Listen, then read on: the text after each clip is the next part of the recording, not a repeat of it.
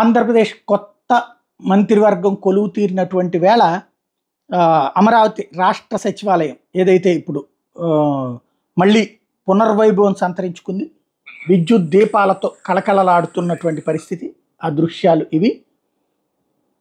ఏదైతే ఇప్పటికే అక్కడ రోడ్లన్నీ క్లియర్ చేయడం, ఆ ప్రాంతం అంతా చెత్త అదంతా సరి చేయించడం, మరొక వైపున ఆ రోడ్ల మీద వీధి దీపాలన్నీ సరిచేయడం, ఇవన్నీ ఒక ఎత్తు అయితే ఇప్పుడు సచివాలయం కూడా మళ్ళీ కళకళలాడుతుంది నిండుగా. దానికి సంబంధించినటువంటి దృశ్యాలు ఇవి.